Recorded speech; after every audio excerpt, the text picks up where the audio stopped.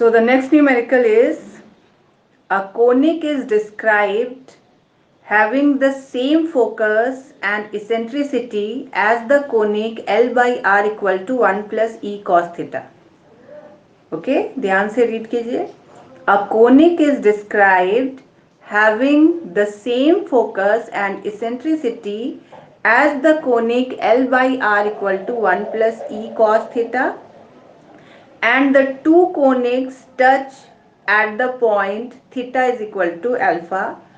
We have to prove that the length of its latus rectum is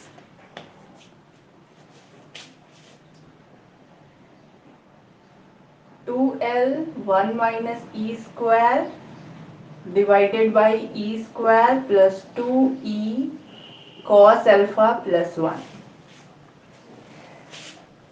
The length of latus rectum is this. That means हम लोग को क्या find out करना है?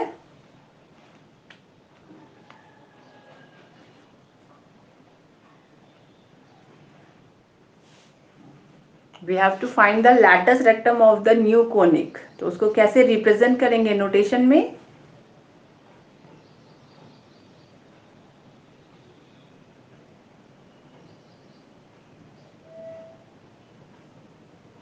अगर नया कोनिक का लैटस रेक्टम एल डैश लेते हैं तो we have to prove that 2L dash is equal to this much. अब ध्यान से रीड आउट करके देखिए. आपको एक कोनिक बनाना है having the same focus and eccentricity as the conic L by are equal to 1 plus e cos theta. उसका फोकस एंड इसेंट्रिसिटी सेम होगा तो एक नया कोनिक का इक्वेशन आपको एज्यूम करना है. L by are equal to 1 plus e cos theta में क्या चेंज आएगा. ठीक है, according to that and the two conics touch at the point theta is equal to alpha. Touch करने का मतलब the two conics will touch each other at theta is equal to alpha. तो touch करने का मतलब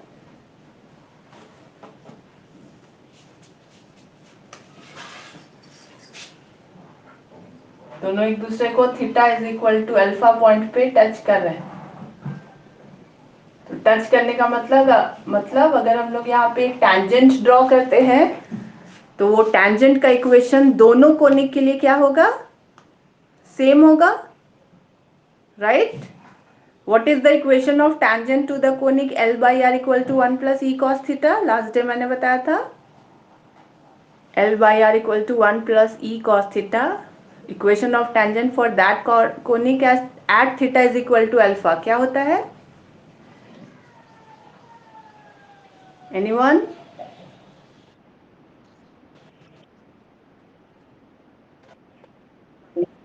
very good. तो first conic का तो पता है. नेक्स्ट कोनिक का इक्वेशन क्या होगा ये हम लोग को अपने से सोचना होगा.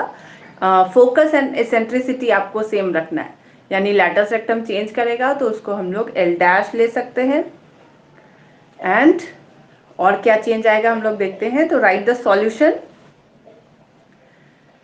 द गिवन कोनिक इज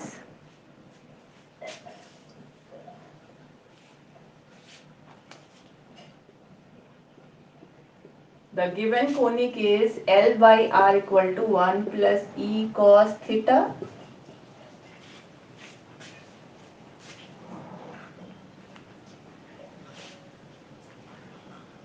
ठीक है, फिर इक्वेशन ऑफ टेंजेंट इसका लिख लेते हैं जैसा हम लोग को रिक्वायर्ड है. The equation of tangent to the above conic at theta is equal to alpha.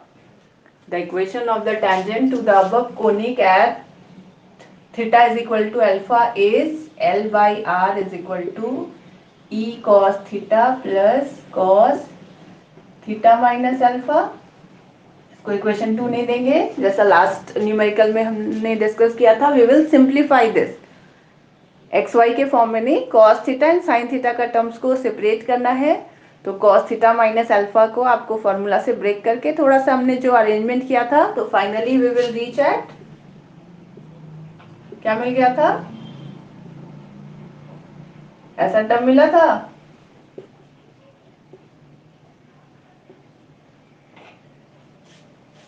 है ना। आप थोड़ा सा एक स्टेप इसको डिस्कस करके दिखा सकते हो। Cos theta minus alpha is cos theta cos alpha plus sine theta sine alpha. फिर कॉस थीटा का टर्म्स हम लोग कॉमन निकाल लेते हैं, तो we will left with e plus cos alpha cos theta plus sine theta sine alpha.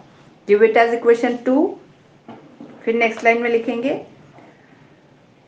Late the described conic, जैसा question में गिवन है उसके according, let the described conic having the same focus and eccentricity, having the same focus and eccentricity b L dash by r is equal to 1 plus e cos theta minus gamma। ठीक है, ये हमने assume कर लिया focus and eccentricity, तो ई change नहीं करेगा and are का वैल्यू भी चेंज नहीं करेगा। लैटस रेक्टम चेंज कर सकता है, एंगल चेंज कर सकता है। तो जैसा हमने थर्ड फॉर्म एक थ्योरम में पढ़ा था कि जिसका angle initial line and axis दोनों डिफरेंट होगा, तो you have an equation of the form L by are equal to 1 plus e cos theta minus five, याद है। तो अगर एंगल भी चेंज कर रहा है, ये एज्यूम करके हम लोग चलेंगे, तो जो नया कोनिक बनेगा उसका इक्वेशन होगा L dash by are equal to 1 plus e cos theta minus five नहीं ले रहे हैं, गामा। नाउ इस कोनिक के लिए can you guess what will be the equation of tangent at theta is equal to alpha. For this new conic equation of tangent क्या होगा, guess कर सकते हैं।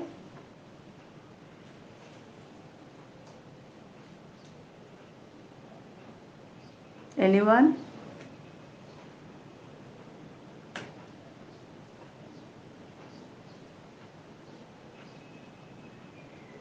एज्यूम करके देखिए क्या होना चाहिए। फर्स्ट ट्राई, गलत होगा तो आपको ध्यान रहेगा। Anyone try? इसके लिए इक्वेशन ऑफ टैंजेंट ये है, तो अगर आपका इक्वेशन ऑफ कोनिक ऐसा है तो इक्वेशन ऑफ टैंजेंट क्या होना चाहिए। चलिए ट्राई कीजिए। यस,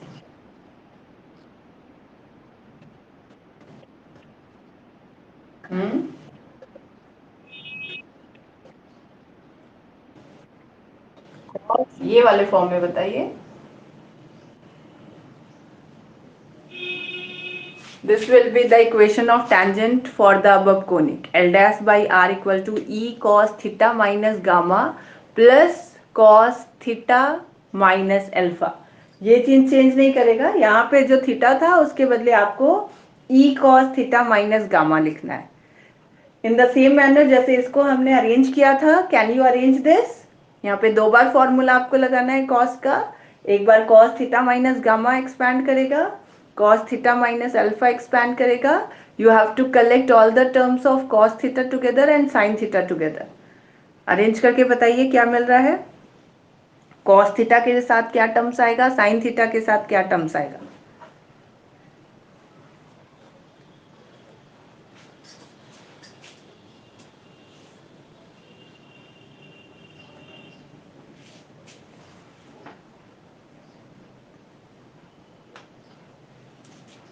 ठीक है, यहाँ पे लिखना है equation of tangent to the above conic is this one. इसको थोड़ा अरेंज कर दिए, then we will get L dash by r is equal to cos theta के साथ बताइए क्या क्या मिलेगा।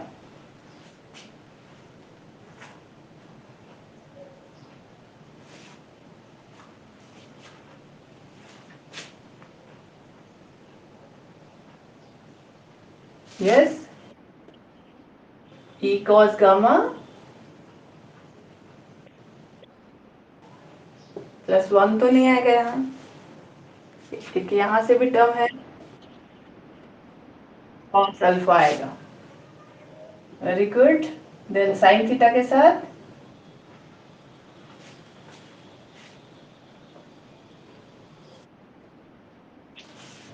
ई sine gamma, give it as equation 4। फिर जैसा मैंने फिगर बनाया था, दो कोनिक एक दूसरे को टच कर रहे हैं, that means equation of tangent दोनों जो बनेगा at the point alpha, that will be common to first conic as well as the second conic. यानी ये जो इक्वेशन ऑफ टेंजेंट आपको अलग अलग फॉर्म में आया है, दोनों क्या होगा, सेम होगा, आइडेंटिकल होगा। तो हम लोग इसको कंपेयर करेंगे, जैसा आप पहले कंपेयर कर चुके हो उस टाइप से आपको कंपेयर करना होगा। तो थोड़ा लैंग्वेज हम लोग बीच में डालेंगे। Since the two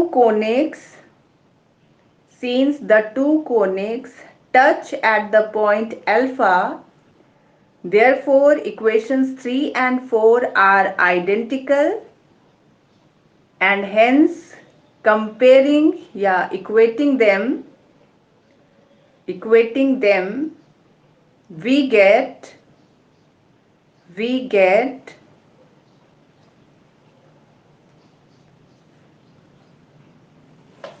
कैसे इक्वेट करते हैं या कंपेयर करते हैं इक्वेशन 3 एंड 4 को? टेल मी क्या होगा?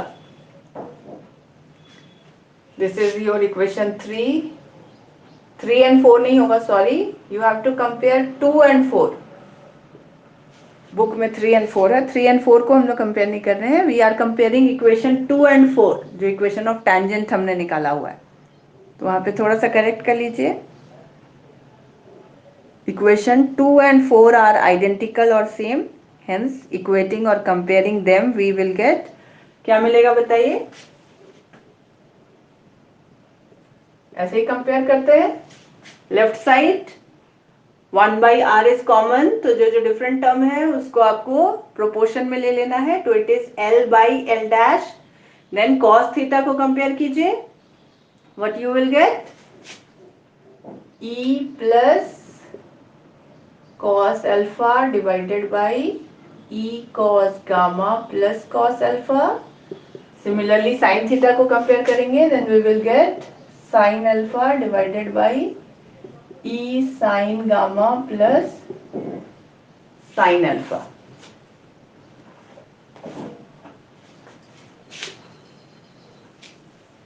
Clear है कंपैरिजन? Any problem? ये कंपैरिजन वर्क पहले भी कर चुके, ठीक है, इस तरह से कंपेयर करेंगे। Now taking first and second term, इसको थोड़ा सिंप्लीफाई करके बताइए आपको क्या मिल रहा है?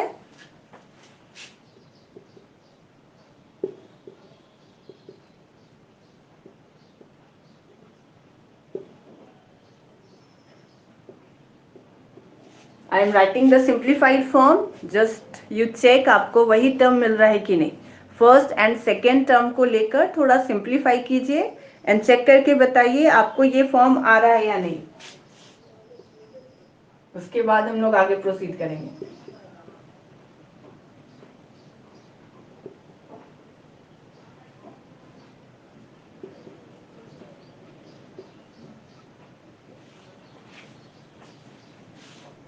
Simplify and tell.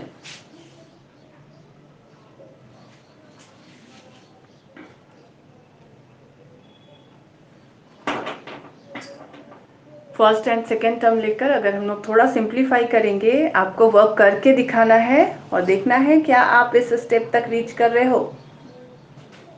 L dash से यहाँ मल्टीप्लाई होगा, एल से यहाँ मल्टीप्लाई होगा, then e L cos gamma को आपको लेफ्ट में रखना है, बाकी सब टर्म्स को राइट में शिफ्ट करना है। आ रहा है ये एग्जैक्ट फॉर्म?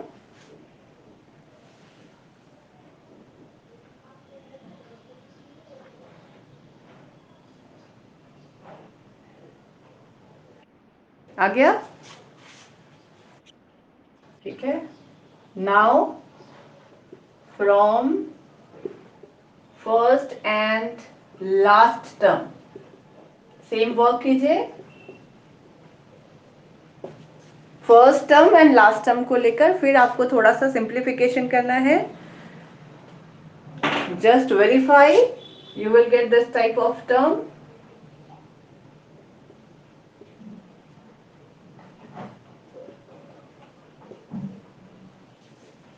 मिल जाएगा? ओके। सो इसके बाद आप थोड़ा प्रूफ के फॉर्म में आइए। प्रूफ का फॉर्म क्या था?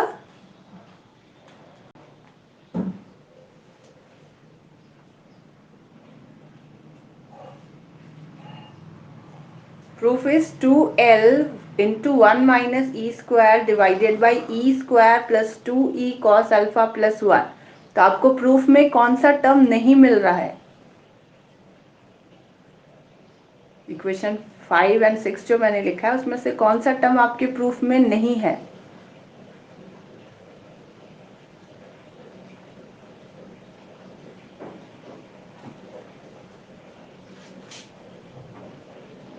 ध्यान से कंपेयर कीजिए प्रूफ का टर्म और ये दोनों टर्म, कौन सा टर्म आपको प्रूफ में नहीं मिल रहा है?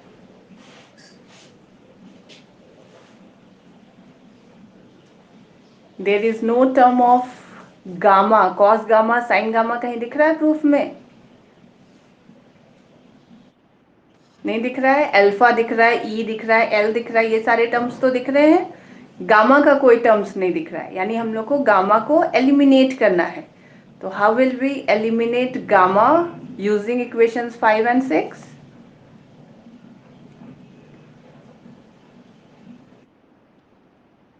Very good. तो स्क्वायर एंड ऐड कर दीजिए इक्वेशन 5 एंड 6 को एंड थोड़ा सिंप्लीफाई कीजिए। देखिए क्या आप प्रूफ तक रीच कर रहे हो? You have to separate L dash, L dash का टर्म लेफ्ट में रखना है, बाकी सारे टर्म्स को राइट में ले जाना है। तो first right squaring and adding equations 5 and 6 we have, मैं टर्म्स लिखते जा रही हूँ अगेन, यू विल वेरीफाई आपको यही सारे टर्म्स मिल रहे हैं कि नहीं। लेफ्ट साइड में क्या बचेगा? स्क्वायर एंड ऐड कर देंगे तो e square l square cos square gamma, वो आपको करके दिखाना है एक स्टेप। ब्रैकेट में cos square gamma plus sine square gamma and reason भी आप लिख दोगे नेक्स्ट स्टेप में जब उसको 1 करेंगे कि cos square gamma plus sine square gamma is equal to 1, इसलिए वो हट गया।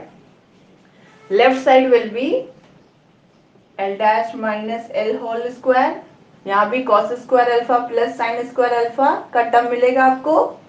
Just write each and every term, लिखना आपको सारा है, ठीक है। और यहाँ पे ध्यान से आप स्क्वायर करोगे, यहाँ पे आपको फॉर्मूला लगेगा a plus b whole square, तो it is a square plus B square plus 2ab, 2ab वाला टर्म आप लोग मिस कर जाते हो। तो अच्छा से स्क्वायर करिए दोनों को एंड ऐड कीजिए एंड देन वेरीफाई। देखिए ये स्टेप मिल रहा है कि नहीं?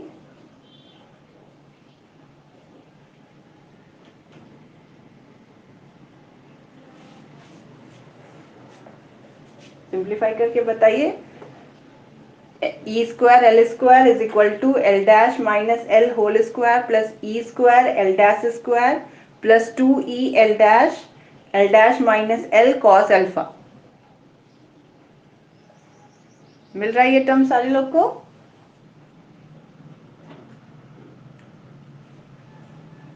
स्टेप जंप नहीं करना है, डायरेक्टली ये स्टेप आपको नहीं लिखना है, आपको स्टेप बाय स्टेप जाना है। स्क्वायरिंग एंड एडिंग किए तो क्या मिला उसको लिखिए, then after simplification you will get this step. Directly ये स्टेप कॉपी नहीं करना है।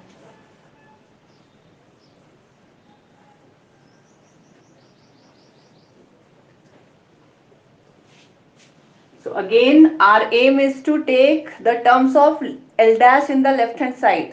लेफ्ट साइड में आपको L dash कलेक्ट करके उसका वैल्यू निकालना है। So this further can be written as this term and this term, इसको लेफ्ट में लाएंगे, e square common, L square minus L dash square minus 2e L dash minus L cos alpha minus L dash minus L whole square equal to 0 लिख सकते हैं। ये step मिल गया। इसके बाद हर एक टर्म को हमने लेफ्ट साइड में ले गया है। Now what is the value of L square minus L dash square?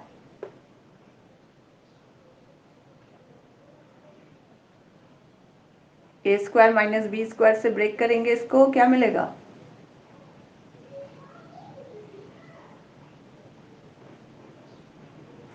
Formula for L, A square minus B square, L plus L dash into L minus L dash. तो L minus L dash, यहाँ पे L dash minus L है, यहाँ से भी आप एक L dash minus L ले सकते हो। तो यहाँ पे L माइनस एल डैश आ रहा है, अगर इसको L डैश माइनस एल लिखेंगे then you will get a negative sign, और हर एक टर्म में से L dash minus l common आ रहा है, वो कॉमन करके हटा दीजिए। So we are left with, again आपको स्टेप करके दिखाना है, take L dash minus l common to every step and after that we will get this step.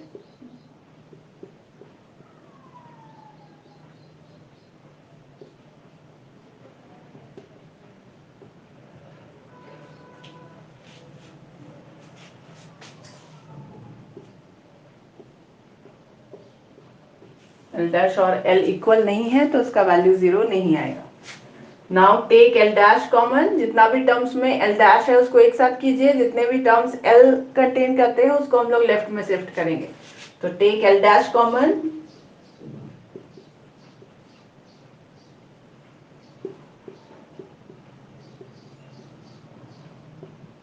मिल जाएगा ये टर्म। L डैश के सारे टर्म्स को लेफ्ट में रखना है, L के टर्म्स को राइट में ले जाना है, कॉमन निकालना है। So value of L dash is,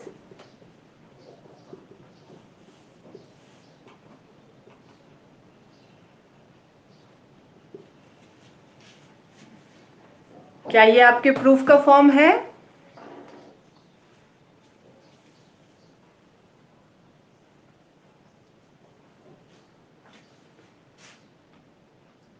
क्या ये आपके प्रूफ का फॉर्म है?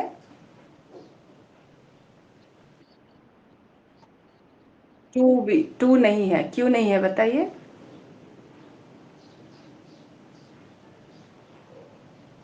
L या L डैश क्या है?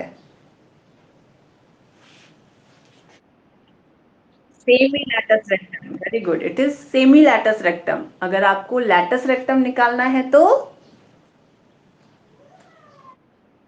से मल्टीप्लाई करना होगा, then you will get the exact proof. So the latus rectum to L dash is equal to, तो यहाँ भी 2 से मल्टीप्लाई करेंगे, यहाँ भी 2 से मल्टीप्लाई करेंगे, 2L 1 minus E square by,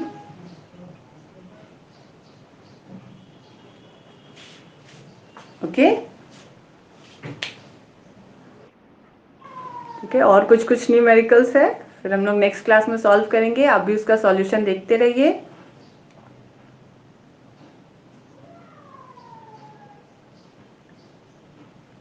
ठीक है, कुछ और इम्पोर्टेंट न्यूमेरिकल्स है, हम लोग नेक्स्ट क्लास में सॉल्व करेंगे। जितना भी आपको क्वेश्चन शेयर किया गया है आपके नोट्स में, उसको ध्यान से अपने से बनाना है, हर स्टेप कॉपी करोगे आपको कुछ समझ में नहीं आएगा। सॉल्यूशन से हिंट लीजिए, और जो कैलकुलेशन वाला पार्ट है वो खुद करके देखिए आपको आ रहा है कि नहीं आ रहा है। अभी तो आप देख देख के कॉपी कर लोगे, जब एग्जाम में अपने से करने चलोगे तो फंस जाओगे। ठीक है, तो इसके बाद मैं बता दे रही हूँ न्यूमेरिकल। एक न्यूमेरिकल होगा, show that the condition that the line L by are equal to a cos theta plus b sin theta may touch the conic L by are equal to 1 plus e cos theta is, एक condition दिया हुआ है a minus E square plus B square equal to 1। ये वाला question भी important है, और एक दो और क्वेश्चंस बना होगा, उतना इंपॉर्टेंट है, इतना कर लेना आपके एग्जामिनेशन के लिए सफिशिएंट है। तो कुछ और क्वेश्चंस हम लोग डिस्कस करेंगे, फिर आपका सिलेबस खत्म हो जाएगा। उसके बाद जैसा मैंने कहा कुछ दिन हम लोग टेस्ट लेंगे, असाइनमेंट लेंगे, यही कंटिन्यू करेंगे, एंड आफ्टर दैट हम लोग सेम 2 स्टार्ट कर लेंगे। ओके पेपर में तो आपने देखा 4 मार्च से ऑफलाइन क्लास का आया है, लेकिन अभी प्रिंसिपल का डिसीजन नोटिफिकेशन कुछ आया नहीं है। आप लोग में से कितने लोग आउट ऑफ स्टेशन है?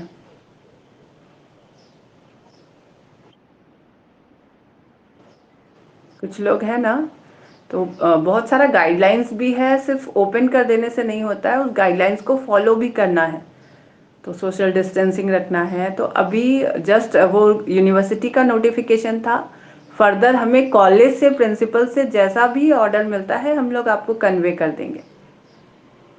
ठीक है, तो बॉदर नहीं होना है, जो भी इंफॉर्मेशन आता है। हाँ, सिस्टर को भी सारा सिचुएशन पता ही है कि अचानक से बोलने से सारे लोग अवेलेबल नहीं हो जाएंगे। तो लेट्स सी क्या होता है। अभी और कोई इन्फॉर्मेशन तो नहीं आया है हमारे तक। ओके, अभी तो सेम 4 और 5 के लिए आया है, डेट आया है, अभी फोर्थ से ही है। उसके बाद शायद आप लोग का होगा। एक तो लिया गया है आप लोग का, एक और लेना है, लेकिन अभी उसका डेट नहीं आया है। सिस्टर ने जैन एंड कहा था, लेकिन कुछ कुछ प्रॉब्लम के कारण नहीं हो पाया। तो हम लोग क्लास वर्क टेस्ट तो आपका ले ही रहे हैं, इसी में से जब मिड सेम आएगा तो आप मिड सेम का कर लोगे। आफ्टर दैट मिड सेम जब भी आता है, सुनने में आया है कि सेम 4 और 5 का होने के बाद आप लोग का मिड सेम होगा। तो आफ्टर दैट मिड सेम हम लोग सेमेस्टर 2 स्टार्ट कर लेंगे। ठीक है, जो भी इंफॉर्मेशन वो सारा आरयू डिसाइड करेगा, वो हम लोग डिसाइड नहीं करते हैं। ठीक है, पेपर पढ़ते रहिए। सेमेस्टर एंड का एग्ज़ाम का जो भी आएगा वो आरयू की तरफ से आएगा। हमें जब भी पता चलता है हम लोग आपको कन्वे कर देंगे। हम लोग का एम होता है सिलेबस ख़त्म करना। सिलेबस के लिए आप लोग को बॉदर होने का ज़रूरत नहीं है। एग्जामिनेशन लेना आरयू का काम है, वो जब अपना कन्वीनियंट देखेगा वो अपना डेट शीट निकालेगा। आपका सिलेबस कंप्लीट है, आप एग्ज़ाम के लिए प्रिपेयर हो सकते हो। ठीक है, okay, you can leave the class.